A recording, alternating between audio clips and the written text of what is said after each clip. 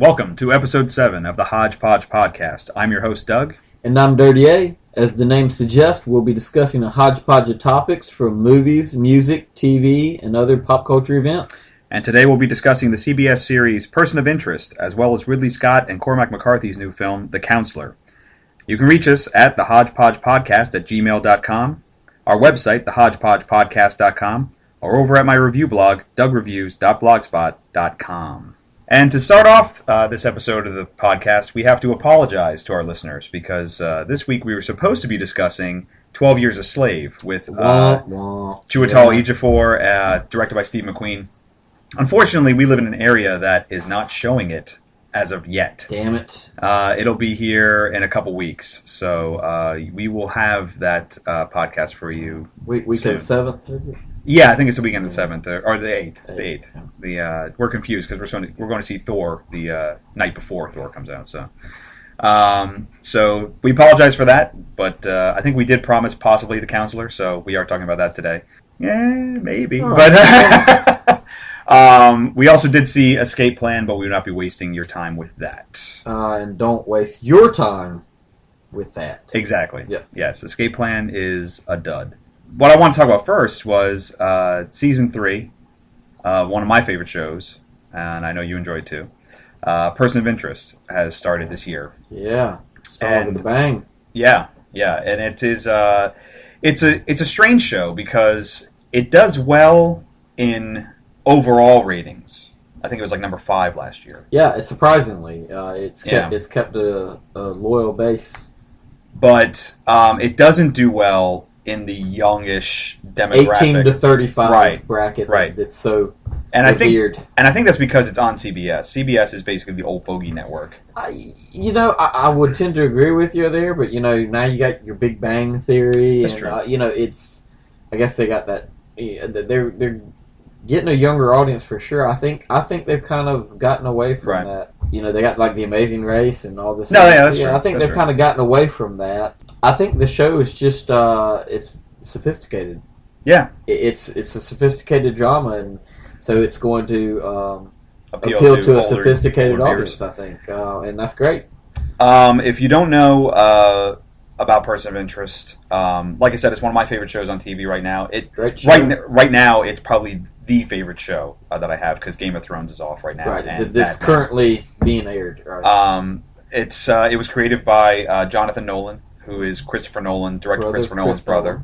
If you don't know who Jonathan Nolan is, he has basically pretty much co-written every screenplay that Nolan has directed. Nolan has directed. Yep, starting with Memento. Memento, yeah. He wrote the short story that was the basis for the Memento. Yep. He didn't work on Insomnia, but and he didn't work on Batman Begins either, but he co-scripted Prestige, Dark Knight, Inception. Actually, you know what? I don't think he did Inception either. I think Inception was just Chris Nolan by himself.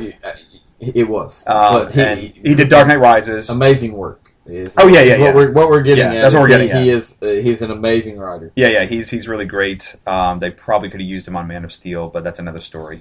But he also is working on Chris Nolan's latest Interstellar, which comes out next year. We're already ready for that one. Yeah. If I could buy my ticket now, I would. Yeah.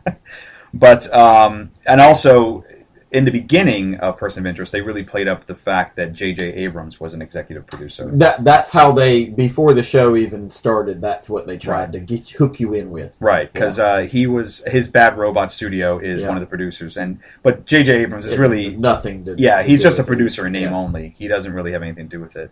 For better or worse. Yeah, true. I'm sure there's not going to be a big red ball of gloop that they have to find. But if you don't know the show, a lot of people I think look at it and they just go, "Oh, it's another procedural like NCIS and all that crap," but it's really not.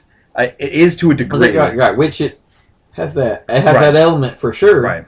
But it melds it well with the rest of the story, right? There's a real sci-fi vibe that is growing in this show, and especially this season. Yeah, especially this season. End of last season. Yeah. Right into this season, it's really gotten bigger, yeah. And the premise of the show basically is that Michael Emerson, who was Ben Linus on Lost, he plays Harold Finch, who is an eccentric, reclusive billionaire, and a protagonist here. to his antagonist in Lost. Right. Yeah. Well, at the end of Lost, you know. It was if he still killed a lot of fucking people. That's true, he did. But he, while working as a contractor for the government after 9/11, built what they call the Machine. Right, he and his partner. Right, he and his partner, who was actually played Goodwin on Lost. Yes, he did. I forget the actor's name right now. But he shows up in flashbacks on the show. But they created this thing called the Machine, and it is basically a surveillance system. The surveillance system. Before NSA's Prism came out. This is the end-all surveillance system of the world. Right. And basically it tracks terrorist activity, but it also collected data for other violent crimes. Well, right. It was built to track terrorist activity, but it basically tracks all activity. Right. Yeah. And the government decided that these other violent crimes that had nothing to do with terrorism were irrelevant. And what Finch did... He decided that was not... Yeah, that wasn't cool. That wasn't cool. So he built a backdoor into the system, and now he gets Social Security numbers. That's all the information he can get without the backdoor being exposed. He gets these Social Security numbers for people, but they don't know if they're going to be victims or perpetrators. Right, so that's the catch. He and his partner, played by Jim Caviezel. Who he is kind of contracted in, pulled him into this. We'll talk about in a minute. Yeah, they don't know whether they're after someone who's good or bad. Right. At the time. So and that's part of what they have to figure out. And that's part of the procedural end of it. Right, that's correct. He recruits Jim Caviezel in the first episode. Jim Caviezel is an ex-CIA. Ex-CIA operative. And he's like a Jason Bourne type He was, character. if you will, blacklisted from the CIA. Yeah. He was supposedly, the CIA had a hit out on him. Right. To be terminated. Right. And he escaped from that and had been living basically underground. On the streets. Not literally underground. I mean, so he was living without a name, just as a bum on the streets until Finch came up, found him, and recruited him as his second man in this two-man operation. And basically, Reese does all the legwork, and he tracks the subject, the person of interest. He's the hired gun. He's the muscle. And he tracks the person and uses his skills. And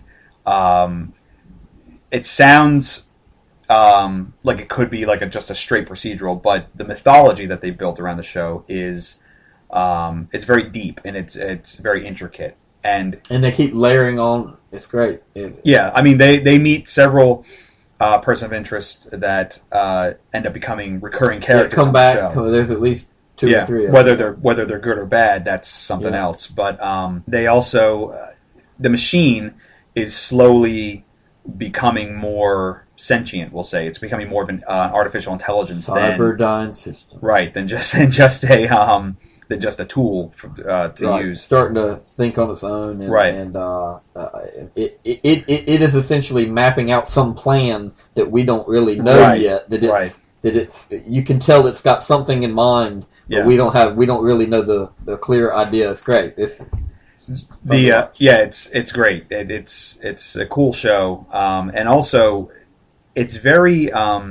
Whenever friends of mine who don't watch it ask me, "Oh, how is that show?" I say it's basically The Dark Knight, the TV show, because that's a good description. You have Jonathan Nolan, who wrote The Dark Knight with Chris Nolan, and everybody has each character basically has its comparison to the Dark Knight. Obviously, Caviezel is Batman. Obviously is Batman. I mean, even his mannerisms. Yeah, kind of. Now he doesn't dress up in a suit. Well, suit. He technically not a bat suit per se. Right. He's always wearing like a black suit. A black suit, and they call him the man in the suit. Right. That's how the cops know. But he's the guy who just shows up out of nowhere, soft spoken, and then you turn your back, and all of a sudden he's gone again. Right. He just disappears. So he's very Batman-esque. Yeah. Finch obviously he's like Alfred and Lucius Fox. Kind of a mixture there. And Oracle, I guess, from the comic books. Can't speak for comics.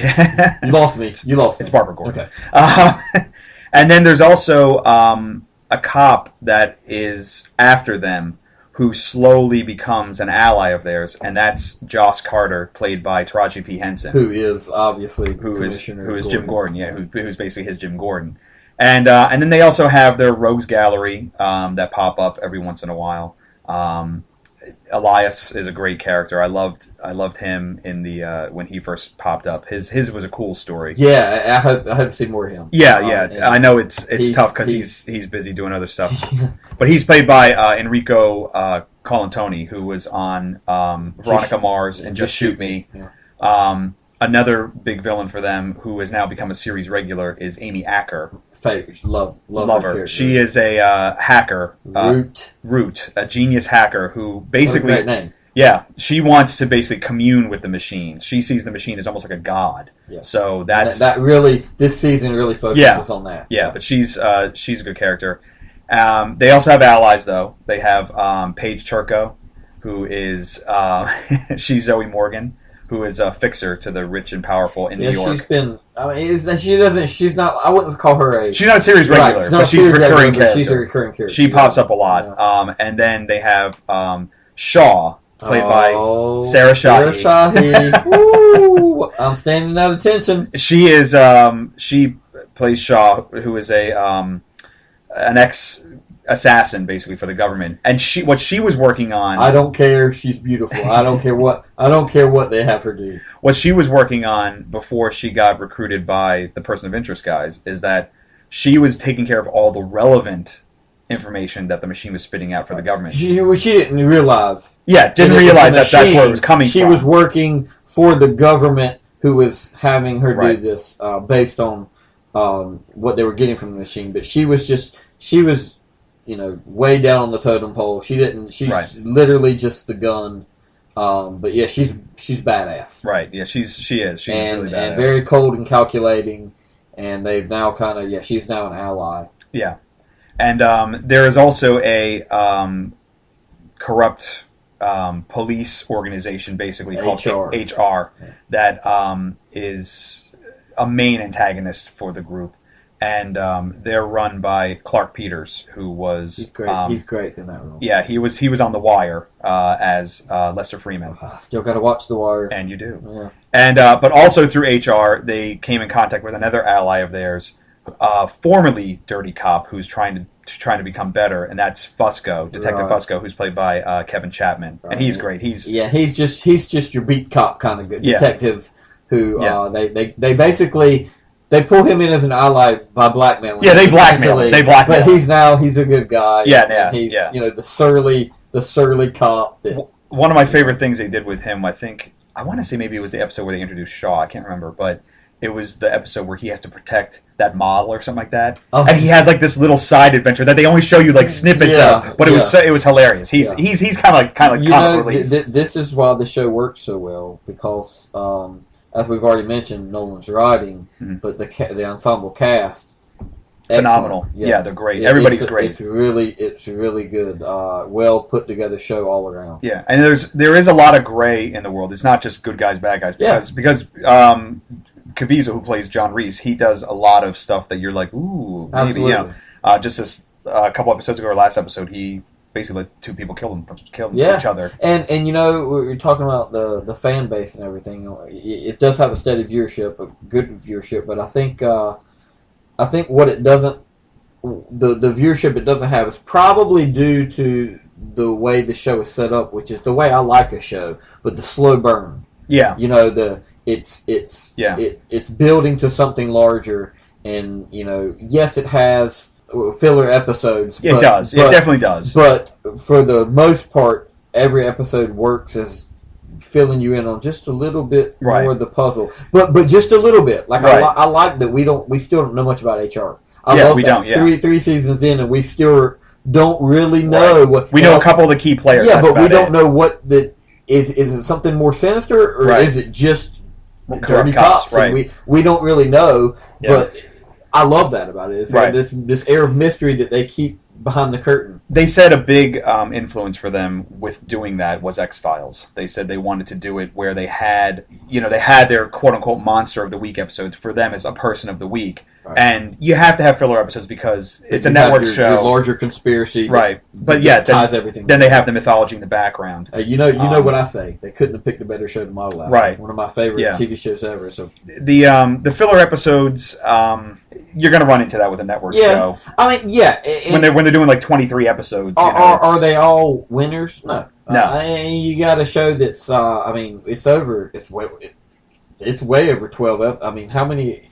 Each season's like 23 episodes. It's a crazy amount of episodes a season. And, yeah, of course they're not all, home runs. But, right. And I have lost interest in an episode or two where I just trail off into doing something else. But the show itself, as a whole, is amazing. It's fantastic. So definitely check out Person of Interest if you're not watching it. Give it a shot. It is a show of interest. It is a show of interest. They had some issue with like the rights or something like that as far as showing it online, but now you can actually get the episodes streaming on Hulu, I think. No, it's not Hulu. I don't think. I think CBS. It's not Hulu. It might be on Hulu, but you can definitely get like the last couple episodes of this season on CBS.com. But also Amazon can sell the episodes, and iTunes sells the episodes as well. Yeah, check it out. But for a long time, for the first 2 seasons, it wasn't on there. They must have worked something out that now it's on there. Because what happens is usually when March Madness happens at CBS, we end up losing an episode or two because it's on at like 4 o'clock in the morning, and the DVR doesn't know to record it.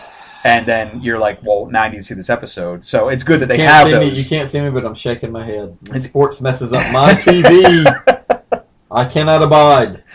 But that's Person of Interest. Great show. If you love The Dark Knight, and it's kind of a cross between Minority Report and Dark Knight because they're trying to prevent crime.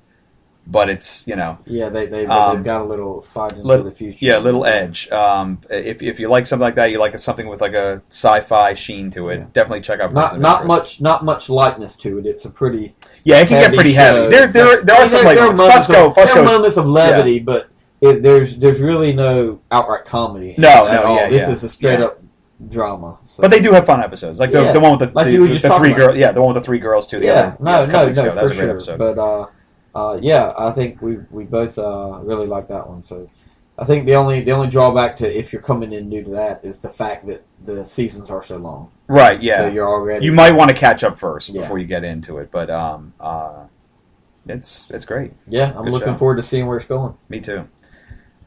Something we were also looking forward to was The Counselor. However, I think we have to advise you against. Yeah, we have to counsel you not to go see that movie. Such a should we just come right out and quote Brad Pitt from the trailer? Please. You take it. It's pretty bad. Then multiply it by 10. Basically, yeah. That's essentially I think our review of the movie that we both had high hopes for. Yeah, I think we saw the trailer together for the first time in the theater. We both looked at each other. And we're like, oh yeah. It's directed by Ridley Scott, who has had a couple clunkers lately. He is hit or miss. When he's on point, right? The man is on point. Yeah. I'm not so sure this was a problem with the directing. No, it wasn't. This I'm going to have to fall back on Cormac McCarthy, the screenwriter. I've got nothing but good things to say about him in general, but he missed the mark here. Yeah, Cormac McCarthy, Pulitzer Prize winning author. He wrote The Road. He wrote Blood Meridian, and he also wrote the novel for No Country for Old Men. Wink, wink. That's a foreshadowing for later in the podcast. Yep. But this was his first straight up screenplay that he had written. And I don't think getting his feet wet here was he didn't. He definitely missed the mark. The way I see it, for me, I felt like he was writing the novel as opposed to the screenplay, and it just didn't translate well on screen. The thing with me though is that I feel like he should have written the novel and just let somebody else adapt the screenplay because there was definitely a story in there somewhere, but the scenes basically what you get is like you get a bunch of little vignettes and they kind of hang together, but it's loosely, but it's still like it's really a morality play. Yeah, every character here basically has these big soliloquies that they're almost talking right into the camera.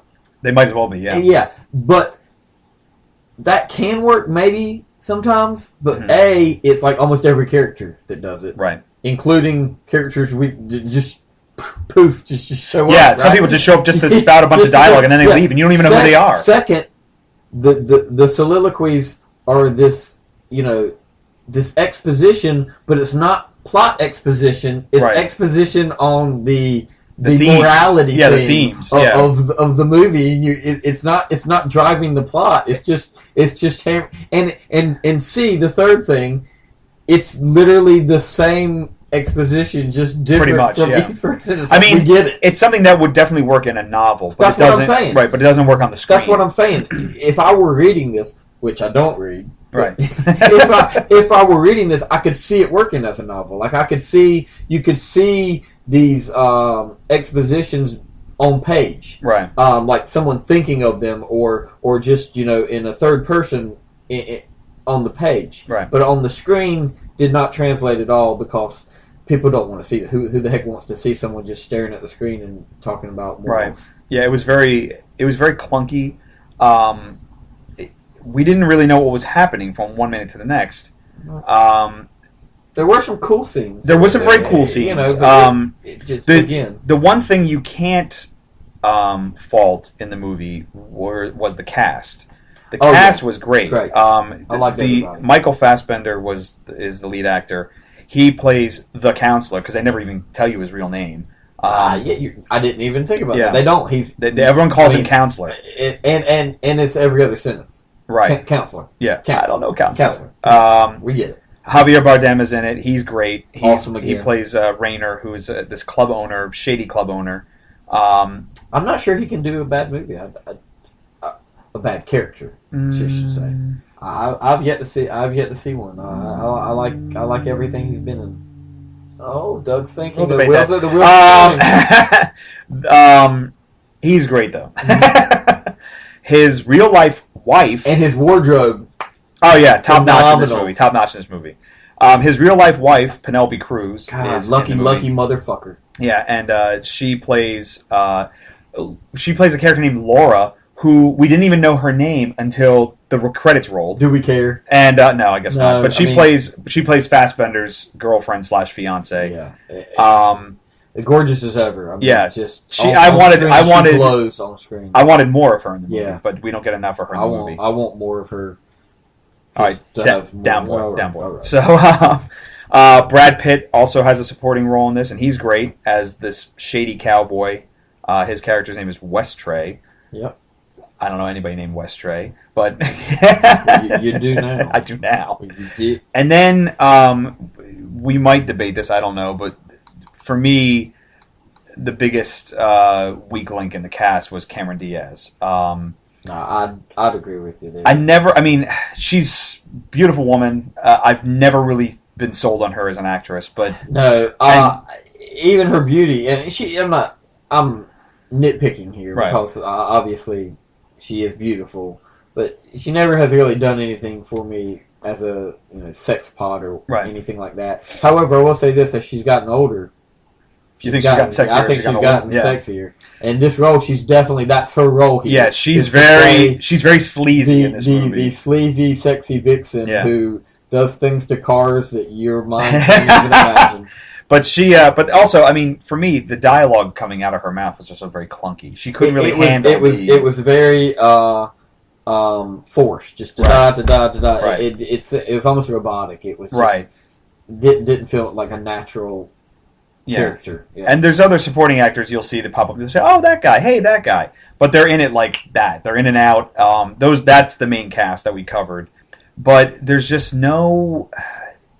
It's almost like they edited it wrong or something like that. There's no something. It's like you said. The scenes aren't cohesively put together, or at least not all of them. And they never really give you any context. They never really tell you the backstory of what's going on. And see, I agree with that. We talked about this, and I think they did that on purpose. Right. But I think it was a mistake in this particular case. Yeah. Because that can work in a movie's favor for sure. Right. But in this case, it's just you don't know enough backstory about anyone to give a shit, basically. Exactly. And the other thing is too is that I think that McCarthy, he designed it more like we said, like a morality play, where it's basically just you're supposed to see this guy just descend into hell, basically. Yeah. And but let's face it, he was never in heaven to begin with. He wasn't, and that's the thing. It's not like he was this spiffy white guy. I mean, right. He's a fucking lawyer to criminals. And that's the thing. It's like, my thing was, I understand that he's a lawyer and he would have access to shady people, but he was friends with these people. He was really in with these guys, and he just decided at this point to go into crime by himself. That's your plot. It's basically this lawyer who's deciding he has financial problems. He has financial problems, so he's decided to go into a store for drugs. For getting some drugs across the border and selling them with one of his clients. Right. And of course, things go bad, and one thing after the other, and bad things happen. And have you been bad? Yeah, have you been bad? Yes, they all were bad. And here, the thing is, if you tell me that plot, I'm gonna like it. That sounds great. Right. I'm in. I just told myself again. It sounds like a great movie. The execution here was just poor. And when we say execution, I think we're both agreeing it was more the writing than any of the acting or directing. Yeah, I mean, the other interesting thing, I guess Scott could have maybe saved it if it had been edited properly or shot. I guess, but I've got to put most of it on McCarthy here. Yeah, unfortunately. The other thing is that I found interesting was, after I thought about it for a little while, the fate of every character basically is telegraphed in the dialogue beforehand. Yep. Like they talk about the snuff film. Yeah. That happens to somebody. They talk about that thing, the garrote thing, that happens to somebody. That was so awesome, though. I know, that was cool. It was gruesome. But you saw it coming from a mile away. Yeah, so it's like, that was interesting. Yeah. But it just, as a story, it just didn't grab me. Most of the time I was scratching my head going, what the hell is going on? And at the time, McCarthy's like I said, Pulitzer Prize winning author. I'm sitting there, I'm like, am I stupid? Yeah. Like, am I not getting this? I was telling one of my friends about the dialogue and everything. And she's just like, oh, so it was written by Sorkin. Yeah, I said that's actually, yes, sort of. Only, in his pithy way of doing it on TV, it kind of works a little better. Right. But here in this hardcore criminal drama, it's way too in your face about what he's going for here. Right. I mean, I honestly believe he's doing what he wanted to do. Yeah, probably. Yeah. It just it didn't work. It just didn't work. Didn't work for me. Now, of course, the movie that it's going to be compared to more than any other is No Country for Old Men, which is going to make it look that much worse. And now we decide we're going to talk about No Country for Old Men. Wow. I'll never forget walking out of the theater of that movie. I couldn't even. I was speechless. I literally just sat in my chair for like 5 minutes, thinking, just thinking, and then walked out of the theater and was just like, amazing. Yeah. Now, unfortunately, I said amazing, and whoever I was with, honestly, I don't remember at the time. They were like, I'm like, amazing. Well, that was stupid. And we're at the same time, and I'm going, well, wait a second. It is a very hit or miss movie, depending on who you are. Yeah, we have other friends who don't like it too. If you if you expect your popcorn movie that straight out tells you this linear story, it is not No Country for Old Men. Then you don't want to see that movie if you haven't seen it yet. If you haven't seen it yet, what the hell are you doing? Yeah, you need to go get it right now. It was directed by the Coen brothers, based on the novel, like we said, by Cormac McCarthy. Couldn't have picked a better match there. Totally. Yeah. Richard Deakins did the cinematography, which was beautiful. Yeah. So well shot. What was it, like 2006, 2007? Yeah, it came out in 2007. Okay. It came out in 2007. Just a fantastic movie. It stars Josh Brolin as Llewellyn, and he is a guy who he is out hunting where is it? Is it New Mexico or Arizona? I can't remember. Honestly, I don't know. They're out in the Southwest. Yeah. And he is out hunting, and he comes across basically a drug deal that has gone south. Horribly wrong, yeah. There's dead bodies all over the place. Everybody's dead. And he comes across a satchel full of money. And it's like, well, I forget how much it was. It was like $2 million or something like that? Yeah, it was a sizable amount of money. And he basically is looking around. He's like, well, nobody's here for this money. I'm going to take it. Free money, all right. Free money. What can go wrong? And I apologize. I said Richard Deakins. It's Roger Deakins. Sorry, it's Roger Deakins. Okay. Shame on me. Yeah. Sorry about that. So Fact check. IMDb's. Drop IMDb. But so he takes the money, and then the elements that owned the money and the drugs. It's your standard domino effect, right? Yeah. The protagonist, the good guy, does one thing. It triggers another thing. The triggers another thing, and I believe this movie kind of really highlighted Brolin as a lead actor. Right? Yeah, this really dropped him into the spotlight. Yeah, I would say this really relaunched his career. Yeah. Because almost like John Travolta in Pulp Fiction. Like John Travolta, he was totally off the grid. It was exactly. He did Pulp Fiction. All of a sudden, boom! Now John Travolta's all over the place. I mean, look, Brolin's got Old Boy. He's coming up with Old Boy. He's going to be in the new Sin City that comes out next year. He's got a lot coming out. But so he was rumored to be. It was rumored that Warner Brothers wanted him before Ben Affleck to be the new Batman. For the new Batman. But and he deserves it. Yeah, he's great. From this movie, this is powerful stuff. But so he gets his money, and then obviously they send someone, the syndicate, if you will, send someone to find him, played by Javier Bardem, and he plays Anton Chigurh. Swedish Chigurh. Swedish Chigurh. That's a shout out to Josh Goldfund because he came up with that. Swedish Chigurh. one of the greatest cinematic villains ever. Fantastic, and he won the Oscar for Best Supporting Actor. Friendo, that's right. And you'll never look at a nail gun the same. Oh, wasn't a nail? What? The thing he had? Well, it was a compressor. It was an air compressor. Air compressor. But I mean, it was essentially a nail gun. Also thrown into the mix is the local sheriff, played by Tommy Lee Jones, who and that's basically where the title comes from, No Country for Old Men, because he's an older guy. Yeah, clearly, he's kind of the verge of retirement guy, right? Who doesn't understand this. He doesn't understand the modern day world and where the violence comes from, because he's from a different time. Where and we should also preface to say that the movie is set in the early 80s. It's like 1983 or something like that. That's right. This is when the drug trade is really ramping up. It's just starting to come in from Mexico into the U.S. It's getting bigger, and the violence is just getting ridiculous. Yeah, and that's the theme in that one. Whereas with The Counselor, the theme was morality and stuff like that. The theme was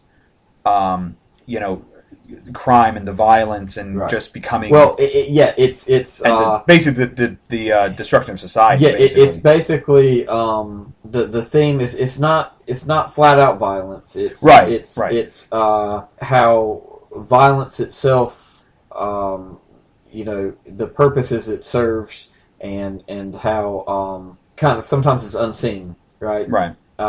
Which kind of plays out in that movie, which is actually what a lot of people had trouble with, which is what I thought was brilliant, was lead into Woody Harrelson's character, who comes in as kind of to fill in some plot hole points and give us some exposition into the plot. So he's basically he comes in as a how would you describe his character? It's like he's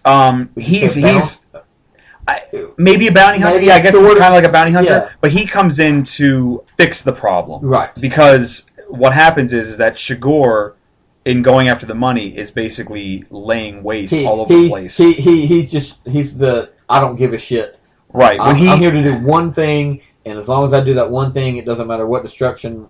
Exactly. I lay in waste. Yeah, so he has, once he sets his sight on something, he's going to accomplish the task. And then Woody Harrelson is brought in by the syndicate to basically either corral him or get the money back, or he's there to fix the problem. You'd think that they're on the same team. And they're not. But they know each other from the past. Yeah, they have a history. And basically, when they introduce Woody Harrelson, he has a great scene with Stephen Root, who is one of the heads of the syndicate or whatever. Yeah. They have a great scene together. And that is a scene that was missing from The Counselor. Because when Woody Harrelson shows up, you're watching the movie, you're following it along, but you still kind of don't know what's going on. Then they have have their scene where they basically explain the context and the backstory. He feels it and organically. Right, it doesn't feel forced. Not just like turning to the screen and... Well, this is what's happening. Yeah, and the movie fires on all cylinders. It works. Yeah. It works. It's very it's not a real. There's definitely gun violence, but it's not a real shoot 'em up. It's very quiet, and it happens fast. And that's the point of that. That's the point of the movie, is that violence isn't all like it is for in lack the movies, of a better word, like it is in the movies, right? So that's what when I saw it, every person who saw it that hated two main things. They hated the pacing because it is slow. It is slow. And they hated the fact that they were building up to this big scene, if you will, call it a shoot-'em-up scene, between Bourdain and Harrelson's characters. And what did they do? Yeah. They didn't show it at all. They showed... They turned it on its head. Right. They showed... But I'm saying they showed them go into like a hotel room, motel room, and then nothing. And then you see the police show up and something's happened. And a lot of people wanted to see a big shoot-'em-up battle, and I thought it was brilliant the way they did it. Absolutely brilliant. Right. What are you thinking of Brolin? Yeah, I'm sorry. Brolin. Right, yeah. Yeah, sorry. You're right. I said... I mean, Woody Harrelson goes into a hotel and doesn't come out either. True. But that's true. Yeah. Sorry. That's okay. But, and actually what ended up happening, so not to completely... Yeah, I mean, you know what, if you haven't seen it by now... That's true. Yeah, this movie is 6 years old. Yeah, so, 6 years old. So. But you know, and the third thing that everyone hated was the ending. Yeah, the ending, which again I thought was brilliant. Yeah, I was blown away. That's what left me speechless. Was his dream sequence soliloquy of him, the literal very end, where Tommy Lee Jones is giving you. He woke up from a dream. Right. He's explaining the dream, and it basically lays out the theme of the movie, which is, he's this lone man on a horse that's chasing. I don't want to get into it, but it was an amazing scene of just Tommy Lee Jones's face explaining this dream he had, and then it just cuts to black, and I was just like, it took me. Like I said, I had to sit there for a few minutes to really let it soak in. Right. But immediately I knew I had watched something phenomenal. Right. I mean, that came out the same year as Paul Thomas Anderson's There Will Be Blood. And a lot of people felt that There Will Be Blood should have won the Best Picture, but I disagree. Great movie. Great movie. There Will Be Blood. And Daniel Day-Lewis totally deserved the Best Actor. Hands down. But this was the better movie. Yeah, this was a better movie. Hands down, this had all the elements of the better movie. I'm hard pressed to pick apart There Will Be Blood either. Right. Much bad, but this one was just, for me. Yeah. It was easily the best movie of that year. Won the Best Picture Oscar for the Coens, right. and they won Best Directors. Yeah, they got it right. The Academy got it right. Just a great movie. If you haven't seen No Country for Old Men, definitely pick that up. Do not go see The Counselor. Don't waste your time. It's such a disappointment. We hate to tell you that. Yeah, we hate to tell you that. It's not as much of a disappointment as Only God Forgives, because at least this has the... Why did you do that to me? I'm not having a good day as it is, and you got to bring up that turd. At least this one has performances that are noteworthy, but it's really a stinker. Only God Forgives still tricks me.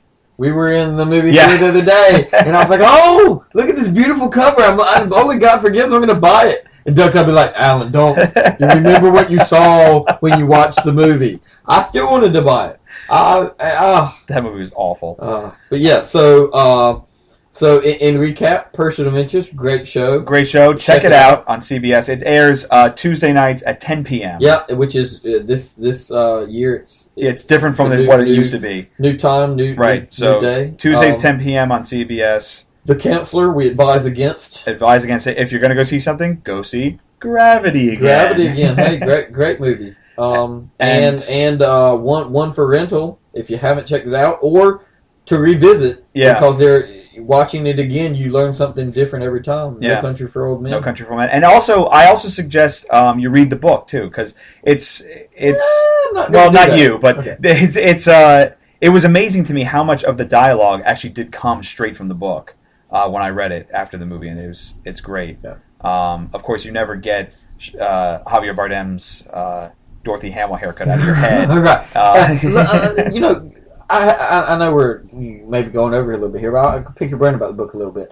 When you read the book, did you picture someone like Bardem? I read the book after the movie. Oh, okay. So yeah, I watched the movie first and then read the book. I'd be curious to see if that's who one who read the book would have pictured as the villain. Yeah, probably not. Probably not. But I'm not against books, by the way, folks. I I read too slow and my mind trails off. So I just can never finish a book. So I just inevitably wait for the movie. Yeah, but I have no doubt that the book is better than the movie, as always. Any book reviews on this podcast will probably be done by me. They will. They will. And I'll be like, I can't wait for that movie. Exactly. But that'll do it for this episode of the Hodgepodge podcast. Thanks for listening. Next week, we will more than likely be discussing Bad Grandpa. Oh. And also Ender's Game. Yeah. And we'll probably talk a little bit about the controversy about Ender's Game. Another book-to-screen film. And, so we'll see you next time. Take care.